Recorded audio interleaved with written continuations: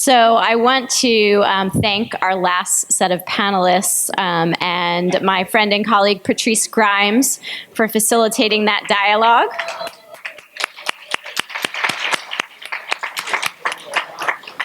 I appreciate David's comments about when people disagree and we have that discomfort, and we need to push ourselves to sit with that and really work with that and use it as a way of thinking more critically about what we're doing and why. So we'd like to keep some of this energy going and give all of you an opportunity to sit with one another and continue the conversation at your tables. So you've heard from a variety of perspectives over the past day and a half, from students to researchers to practitioners on this really critical topic, this issue, this point that youth of color matter.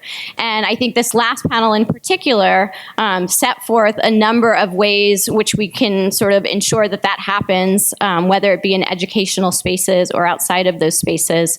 But we know that all of you in the audience who are invested in this issue have lots of ideas, are doing things, have lots of questions, and lots of sort of life experience, whether formal or informal, that can contribute to this conversation as well. So what we're going to ask you to do is think about what next.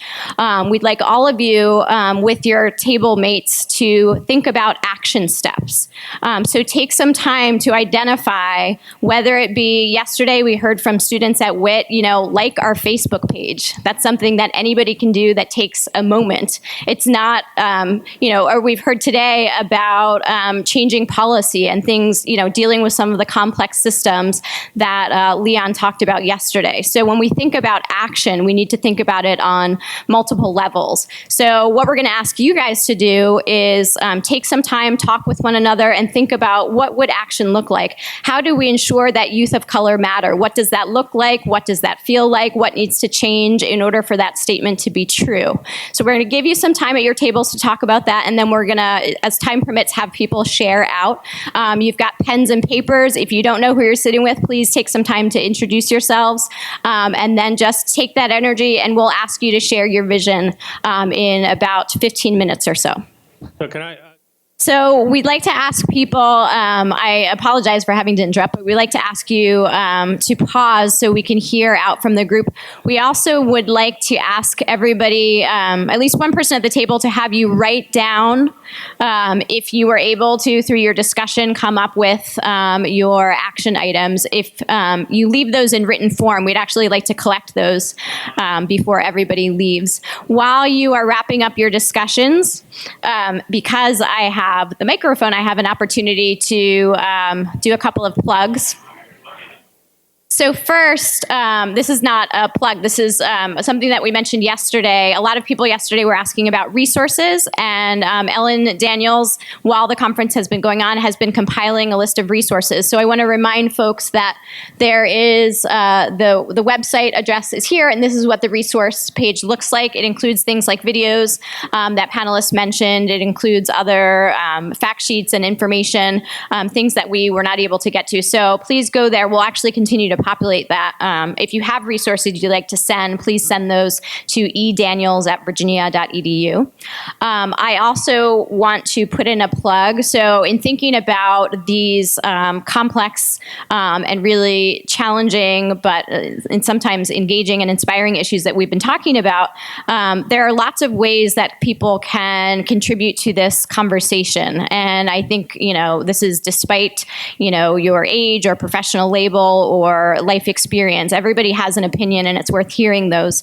The way that I decided in terms of my own sort of life trajectory was to do this through research. So for those of you who are thinking that that might be the space in which you'd like to kind of investigate issues like this further, I encourage you to look into our graduate program here at Curry. So I'm a faculty member in educational psychology and applied developmental science.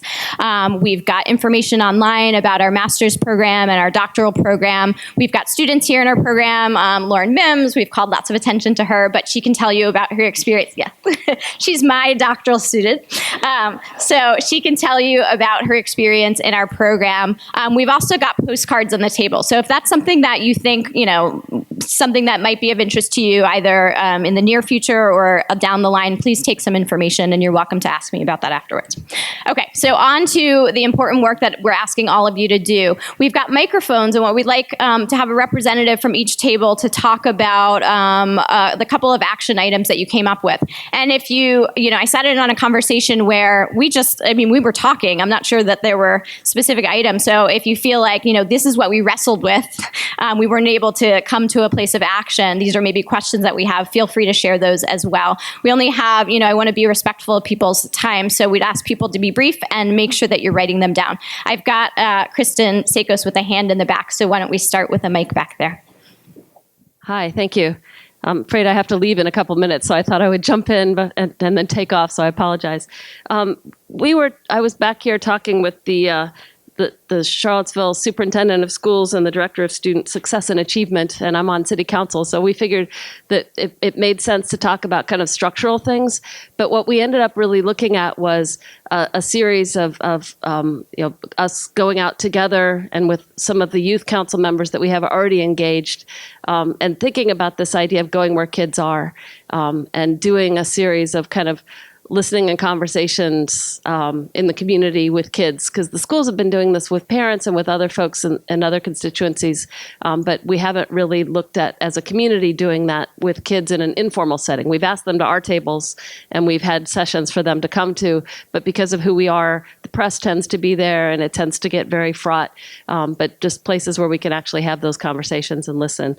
Another thing that I came back from, Leon, I think, is still here, looking at all of our policies through a racial equity lens, looking at not just are they fair or not, are they equal or not, but are the outcomes equal or not, and how we can kind of not just education policies, but city policies as well, and really paying attention to how sometimes the things we're doing really well-meaningly are not having the impacts we're looking for. How can we change what we're doing? Hello. Thanks for another great year, another great conference. The thing that we talked about at our table, first we acknowledged that nobody sat with us, and we try not to take that personally. And then we thought maybe we should have gone and sat with somebody else. And so we kind of challenged ourselves with that conversation. But what we talked about was that it's really important, and this is a little bit of my own personal agenda behind it, is that we can't keep having conversations with like-minded people. We have to get outside of our comfort zone and talk to people and say things. I mean, I went up to our friend that was quite animated in our last panel, and I think we all know who I'm talking about, which I loved. And I went up to him, and this is me being kind of vulnerable in saying this, but I went up to him and I said, "You're speaking my language. If I was a white woman up there sharing that, I wouldn't have gotten the same response." I believe that. And so I'm grateful that people are saying the things that I want to say. And I don't know why I'm getting emotional. Maybe I'm feeling called that maybe I should say that kind of stuff more, but I try to do it through my work.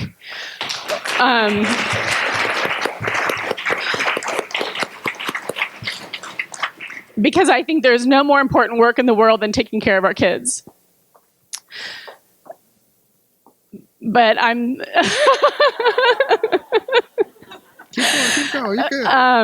And I built a whole business around bringing kids from different walks of life together. I wanted the private school kid with the charter school kid, and the public school kid, and the brown kid with the white kid, and the Jewish kid saying, "I met my first Palestinian friend in your program." So I was, live on going crazy on Twitter saying, "Thank you, thank you, thank you." And maybe I need to get more tools. Maybe it's my own fear of my preconceived idea as a white woman that I wouldn't be well received. This obviously makes me feel like I would be, so thank you. Feeling very supported. But I'm challenging myself, and I'm challenging all of us to get uncomfortable and have conversations and go up to somebody. And like our friend yesterday said, what's her name again? Your friend that you liked so much? Gloria. See, ask the babies. Gloria, she knows. She liked the Latina that she liked so much, Gloria, where she was saying it's okay to go up to people and say, I don't understand. Like, I thought that Mexican was the same as being from Colombia. Like, I thought you would speak Spanish, or I thought you would speak whatever. And then maybe we can just do a better job when somebody comes up to us with a level of ignorance to not get mad, but say, okay, let me just break it down for you a little bit more. Maybe show some more grace, because this showing of grace feels good. So thank you. Thank you, Sarah.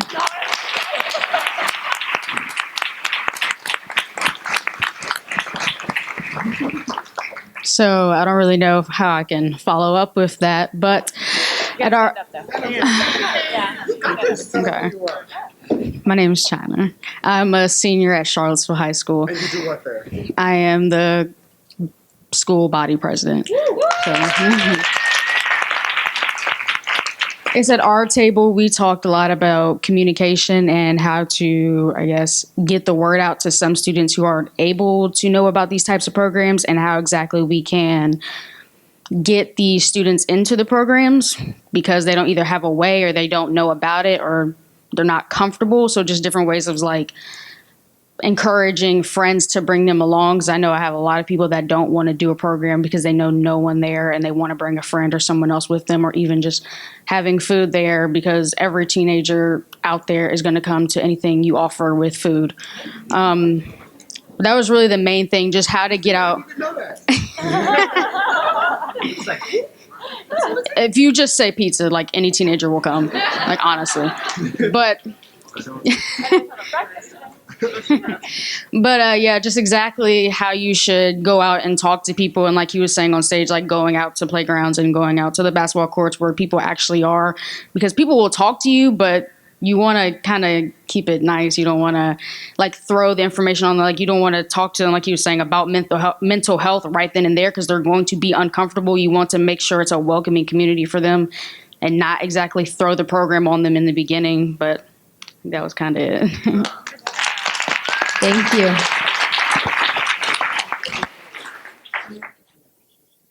Hold on, I'm gonna give it to you. Okay, so I'm gonna say a couple of things that I took away from our conversation, but I think other people might want to add quickly. One thing for sure, the first thing we talked about was just keeping the conversation going, right? Is that fair? And all of us are kind of in educational types of roles at different levels, and some of us also do like clinical training as well. And so part of keeping the conversation going, we felt it was really important to continue to talk about not just youth of color, but to talk about privilege, and to talk about white privilege in particular, and to talk about kind of power dynamics. Because as we've talked about the past 2 days, there are a lot of structural factors at play. And in order for those to change, we have to be talking about power dynamics. We have to be talking about kind of histories of privilege and how those are affecting the current kind of statistics that we're now dealing with. So does anybody want to? Go ahead. Oh, we also, mirroring the others, we talked about vulnerabilities and about talking to other people, making ourselves vulnerable and helping create spaces to where other people can make themselves vulnerable as ways of engaging in the conversation. Yeah, what we were talking about was how in all of our positions, we come from a position of power. And part of building a relationship in a reciprocal relationship is that there has to be an offering of vulnerability, and how we can, if we want to start these conversations, if we want to go to the students and ask them what our next steps are and find out how do we continue to move forward, there has to be an offering from us. They were talking about as clinical psychologists that they often are asking the people with whom they're working to be very, very vulnerable, but in turn they don't offer that vulnerability back. And so how can we offer that to the people with whom we work? All right. Okay. Hi. So we talked about a couple things. One of the most important things I think we talked about was sort of to their point, continuing this conversation. Sorry, is that better? Huh? Stand up, Patrick. Okay, bad. But sort of continuing that conversation, but also not just having that conversation within Curry, because I think that conversation, sort of to her point, we're having this conversation a lot to like-minded people, which is great, and it provides a lot of insight, but at the same time, there's a whole rest of the university that frequently doesn't get engaged with this conversation and doesn't even know about it or know about the things that we're talking about. And I think a lot of times, sort of talking as undergraduate students, we've sometimes feel like we've kind of given up on the rest of the university, where we don't necessarily feel like they'll want to be engaged in these conversations. But I think that's kind of unfair to our students, and also to give them avenues of becoming engaged with this conversation. So that's one thing that we talked about. Another thing is sort of echoing what others have talked about, is engaging youth voices and having them be the center of the conversation. I know several people at this table had who were involved in different things were thinking about different ways they could incorporate that into their own personal projects, which is really cool. And then lastly, sort of as UVA students and as Curry students, we talked a lot about how professional development is needed to sort of be culturally competent. And we did a lot of talking about it as teachers who are already teaching, which is great. And they need that professional development too, and they need to put in that extra effort too. But I think we talked about it a little bit, but there needs to be we think more of a conversation about how we train our teachers. If we're only having this conversation about teachers after they've become teachers, that they're getting this, then clearly we need to rethink how we're training our teachers if they're only getting this competence after they've become teachers. And so one thing we talked about was maybe sort of integrating experiences, like for those of you who are experienced with the Breakthrough Collaborative or other similar teaching programs where they really are immersed in it, not just once or twice a week, but really immersed in it for a summer, or where they really have to do the job and have to get uncomfortable, as a lot of people have talked about, making that a part and an integral part of the training, so that they're not having to go back when they already have a job and they're already sort of struggling to stay upright and stay floating and not drowning. It should be something that they sort of have in some way, shape, or form before they get to that point. So that's what we talked about. Thank you. Hello. So us group of ladies are from the University of Connecticut, and so we work with different programs that either mentor or tutor youth around the Yukon area. So we get the chance to work with couple hundred students, actually. So we're really excited. And going to this conference, we knew that we were going to take the information and we were going to bring that knowledge back and teach those couple hundred students. So we're really excited about that. But I think something that was really interesting that Dr. Ann Gregory brought up was that good intention of teaching and bringing that knowledge, but not checking in. And that's something that I think one of us at the table talked about, that's great if we have that at our monthly meetings with all of our participants and we talk about that with our student leaders at one time. That's awesome. And hopefully that inspires them. But how are we going to be checking in to make sure that they have the support to keep making those changes to those programs, so that way that they are making great progress and that we're actually changing the climate. So that's something we talked about. So we have 5 points that we want to say. The first one is that all of us individually have to authentically show up, be aware of our bias. A lot of times, I think in the last 2 days, people have said, you just have to be real, right? We need to say things explicitly. And part of it is authentically showing up and being aware of our bias. Then we were talking about specifically in Curry, having training units to build cultural capacity, especially when you think about in Curry, we're not only preparing teachers, but we're preparing students who are going to be those superintendents. So being explicit in integrating that into the curriculum. A third thing was hiring people that already have cultural competency. So when you are interviewing people, that should be one of the things that you're thinking about, right? That should be on your radar.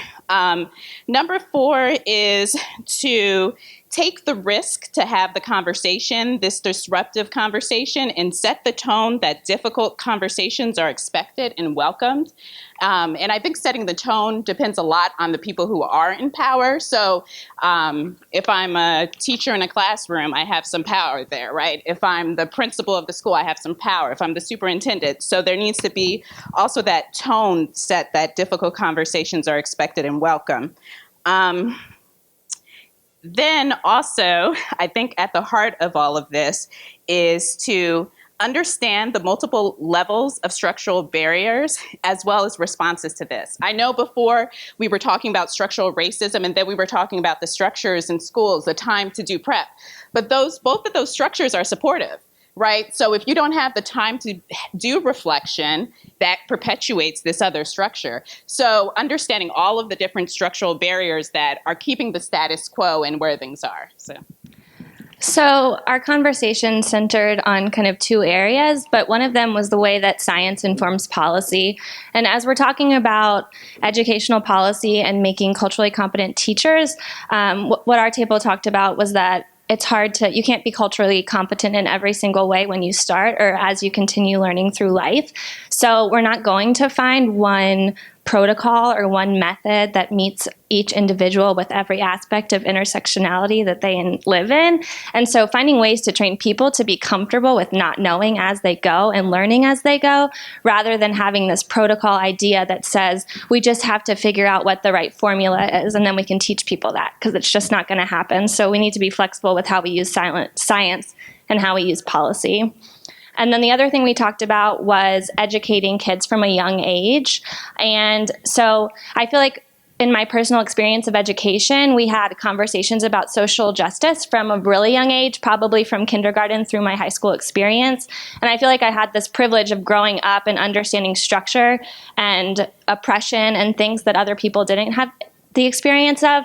And so finding ways to there's ways to teach kids at young ages that are developmentally appropriate and make them aware. And so incorporating that into general educational content, I think, will be important on the white privilege end as well. All right. So at our table, we're all practitioners here and with nonprofits and in the area. And so we talked a lot about what we could do actually on the ground there. I'm new in my position, so my main goal, and I'm working in a mostly African-American neighborhood, and I'm a white male. So, I have to do the tough thing and go out there and make sure that I'm meeting and knowing every single family that's out there in that neighborhood, in the promised neighborhood where we're working. Some of the other stuff we talked about was making sure that our expectations are what the kids expect for themselves in the neighborhood and what it is that they want to achieve, and framing that in a way where we're really focused on their future and their pathway to reach college, to reach a career, to reach what it is that they want in their lives. And also to help create those informal mentoring opportunities in the neighborhood so that that we focus on making that an important step in what we're doing in our work every day. Hello, I wanted to share a couple of programs that Kathy, who's at Woodbridge Middle School, had shared with us that I thought were really interesting ways of involving youth. They have completely student-led conferences at their middle school, which has changed their achievement outcomes. And they also have a principals advisory council where students actually review the budget and things like that. I thought those were really interesting. And I just wanted to mention, because I've had this voice going on in my head for a while, and I just wanted to bring up where economic justice intersects with this issue, because I think that is a huge piece of the resources and capacity piece that we're talking about as well. And I don't personally have next steps for us, but I just wanted to put that out into this conversation. I'll repeat that. Thanks. That mental health is very important, and helping youth be empowered and engaged in identifying when their peers have concerns. And so focusing on how we can train youth to recognize mental health needs in crisis and how we can improve the peer referral system to be more positive. So I'm just going to add in, and I'm actually borrowing from Adilka and Darian's presentation yesterday, some things that are take-home messages for me in thinking about this work. So they were talking about 8 lessons from the work that they're doing in community organizing, and they talked about the importance of caring, intergenerational, and intersectional relationships as being really valuable products of the work that they're doing and sort of lessons for moving forward. The other piece that really struck me, and I think, I feel personally committed to kind of making sure is central, is their statement that youth are at the forefront of this social movement. And they were talking about police reform in New York City, but I think we can take that same statement and think about educational reform. We can think about community development. We can think about the leadership projects that Sarad talked about, kids in promised neighborhoods doing. So I think having youth at the forefront of this social movement, they said, we appreciate that young people are not just passively standing by as, in this instance, the police intervene in their lives. So we saw, I think, through this meeting that youth have so much capacity to make change, and giving them the opportunity to do that, putting them at the center, as we heard from Leon Andrews. It's not you, but it's youth who should be at the center. We heard that again from David today. To me, is a really critical sort of piece that we need to remind ourselves is important for moving forward. So if we're thinking about youth of color mattering, we need to be asking youth and looking to youth for solutions. So I appreciate that they shared those perspectives yesterday, and it's something that I feel is sort of a take-home lesson for me. Patrick, is there anything that you want to share? Well, just one thing I always say at every conference is that it's very important that as we move ahead with this, that we keep in mind that research is the way that lets us know we're wrong, even when our hearts and our passions are telling us this is absolutely critical. And so I think we need to, as a group, as we make these movements and these commitments, keep that in mind. And I'll continue to say that despite how that hits, a lot of people don't hear that. It's tone deaf for a lot of people, but I think it's critical. It's the way forward.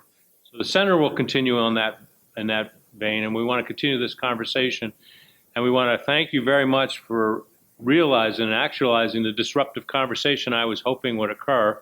And also to have you, I don't know if you realize this in your world, but in my world, to have research, policy, and practice in conversation is too rare. And to see it occur has just been wonderful. So thank you so much. We really appreciate it.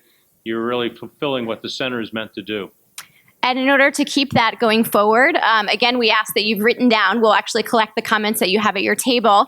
And Ellen, who's continuing to work actively throughout the conference, has created a page in the same section where we've made resources available. If you've got additional thoughts or comments or action steps that you'd like to document that didn't get a chance to be shared during this conversation, please go online and share them there.